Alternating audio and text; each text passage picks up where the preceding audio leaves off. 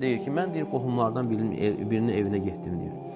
Deyir, o insan gördüm ki, həyətdə başı açıq ora-bura gəzir. Deyir, mən ona dedim ki, nə olub sənə? Deyir ki, malımın bir hissəsini əlimdən alıblar.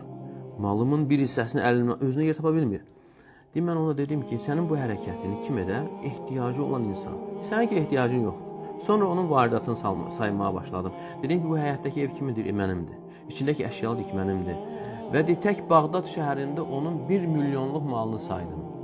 Sonra mənə deyir ki, Allah razı olsun, deyir, 3 gündür çörək yemirdim. 3 gündür çörək yemirdim, yəni biraz da danış, biraz da təsəlli tapın.